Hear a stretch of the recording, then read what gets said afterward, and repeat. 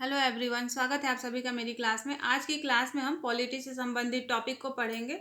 मूल अधिकार को, जो झारखंड में होने वाले किसी भी एग्जाम के लिए बहुत ही महत्वपूर्ण है और जेपीएससी के पीटी और मेंस दोनों ही सिलेबस में दिया हुआ है, इसे पढ़ना है।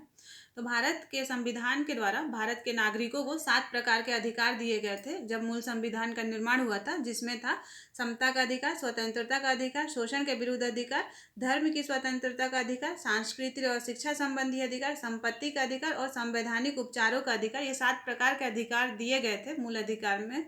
लेकिन इसे संपत्ति के अधिकार को, यानी जो छठा अधिकार था संपत्ति का अधिकार, जिसका वर्णन अनुच्छेद 31 में किया गया था, उसे 44वें संविधान संशोधन अधिनियम के द्वारा 1978 में मूल अधिकारों की सूची से हटा दिया गया और इसे संविधान के भाग अनुच्छेद 300 क के तहत कानूनी अधिकार बना दिया गया था। इस तरह भी वर्तमान में 6 ही मूल अधिकार भारत के नागरिकों को प्रदान किया गया है। तो इसके बारे में देखते हैं।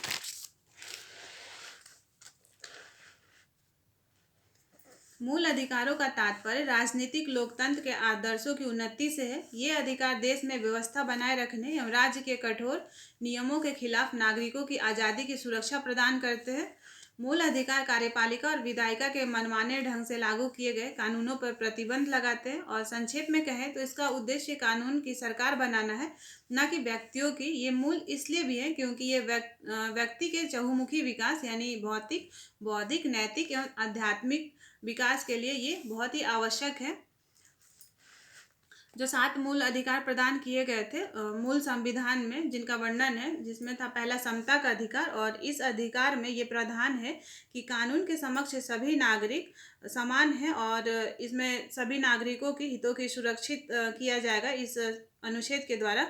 और साथ ही समानता के अधिकार में ये निहित है कि जाति, लिंग, जन्म स्थान और वर्ण आदि के आधार पर राज्य नागरिकों में कोई भेदभाव नहीं करेगा, जिसका वर्णन अनुच्छेद 14 से लेकर 18 में किया गया है। नेक्स्ट है स्वतंत्रता का अधिकार। इसे अनुच्छेद 19 से लेकर 22 में इसका वर्णन किया गया है और इसके तहत सभी नागरिकों को कुछ ना कुछ करने का अधिकार प्रदान किया जाता है। और इन अधिकारों में भाषण, अभिव्यक्ति, सम्मेलन, संगम या संघ बनाने, भारत के किसी भी भाग में बस जाने और निवास करने का अधिकार है स्वतंत्रता के अधिकार के तहत। नेक्स्ट है शोषण के विरुद्ध अधिकार। भारतीय संविधान ने प्रत्येक नागरिकों को यह आश्वासन दिया है कि किसी का शोषण नहीं होने दिया जाएगा और इसमें ज़्यादातर बच्चों पर ध्यान दिया गया है। जो अनुच्छेद 24 के तहत कम आयु के बच्चे को किसी कारखाने, खान या अन्य जोखिम भरे कामों से में नियुक्त नहीं किया जा सकता है।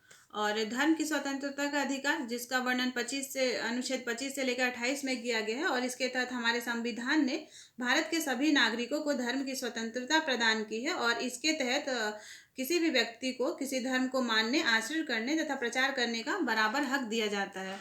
नेक्स्ट है संस्कृति और शिक्षा संबंधी अधिकार। इसके दौरान भारत में, मतलब इसके तहत भारत में विभिन्न वर्गों, धर्मों, भाषाओं तथा संस्कृतियों के लोग रहते हैं और ये देश भी है। अतः संविधान में अल्पसंख्यकों की भाषा, लिपि और संस्कृति की सुरक्षा करने की व्यवस्था की गई है।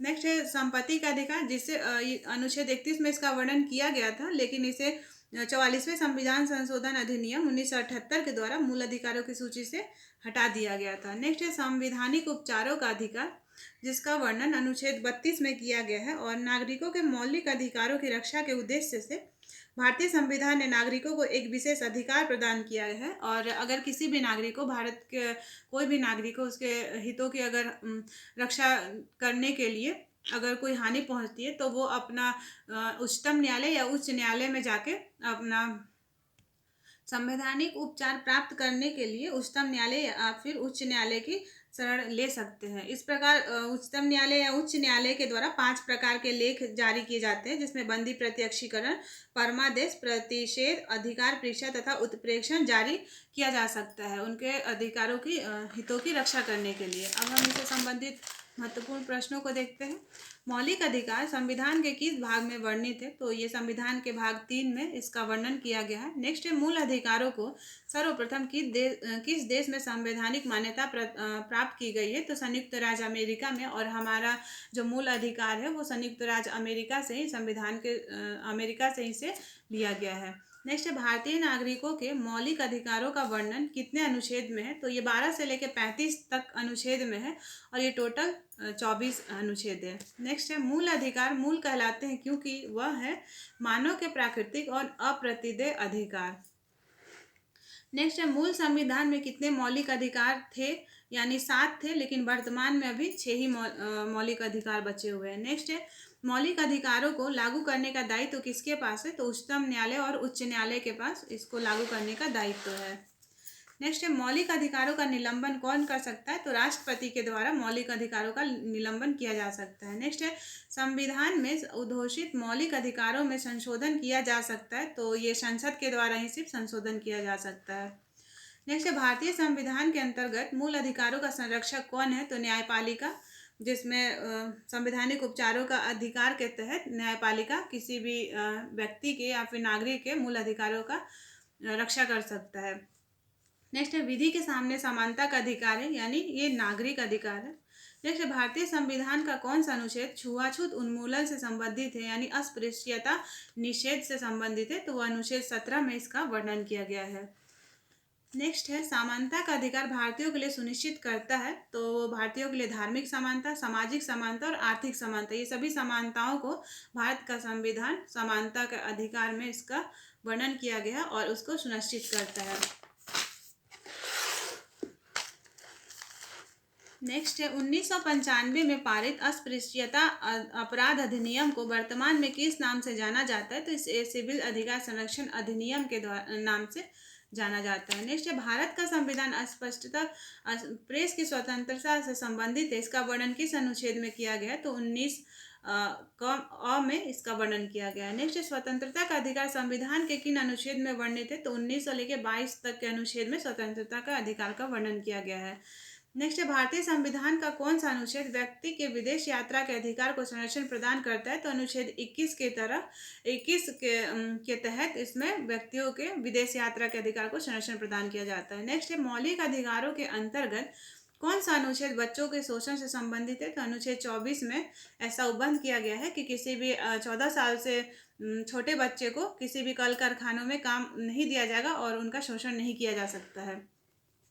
नेक्स्ट है संविधान के अंतर्गत कारखानों अथवा खानों में कोई व्यक्ति नियुक्त नहीं किया जा सकता जब तक उसकी आयु 14 वर्ष हो, यानी 14 वर्ष से पहले और 14 वर्ष तक के किसी भी बच्चे को किसी भी कल कारखानों में काम नहीं दिया जा सकता, उसे नियुक्त नहीं किया जा सकता है। नेक्स्ट धार्मिक स्वतंत्रता का अधिकार संविधान के किन अनुच्छेदों में वर्णित है? तो 25 से लेकर 30 तक का जो अनुच्छेद है उसमें धार्मिक स्वतंत्रता का वर्णन किया गया है। कोई भी व्यक्ति है वो किसी भी धर्म को मान सकता है, उसका प्रचार प्रसार कर सकता है, उसका आचरण कर सकता है। यहाँ पे सभी धर्मों को मान्यता प्रदान किया गया है और राज्य स्तर पे कोई ऐसा धर्म नहीं है जिसको राज्य सरकार हो या फिर कोई भी सरकार हो उसे मान्यता प्रदान करे। नेक्स्ट है संपत्ति का अधिकार, एक तो वो विधिक अधिकार है, वैधानिक अधिकार और कानूनी अधिकार भी कह सकते हैं इसको, जिसको 44वें संविधान संशोधन 1978 के द्वारा मूल अधिकार से हटाकर इसे कानून अधिकार बना दिया गया था।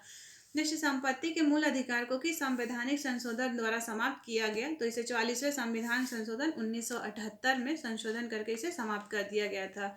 नेक्स्ट है संपत्ति के अधिकार को मूल अधिकार की श्रेणी से हटाकर किस अनुच्छेद के अंतर्गत रखा गया? तो इसे अनुच्छेद 300 क के तहत रखा गया 44वें संविधान संशोधन अधिनियम के द्वारा। नेक्स्ट है किस वाद ने संसद को मौलिक अधिकारों में संशोधन का अधिकार दिया? तो केशवानंद भारती वाद में संसद को मौलिक अधिकारों में संशोधन करने का अधिकार दिया गया था। तो ये कुछ महत्वपूर्ण प्रश्न थे मूल अधिकार से जो एग्जाम में बहुत बार पूछे जाते हैं और इसे बार बार रिपीट किया जाता है, इसी के चलते मैंने इन सभी प्रश्नों को शामिल किया था। तो आप लोग पढ़ते रहिए, समझते रहिए। वीडियो देखने के लिए धन्यवाद।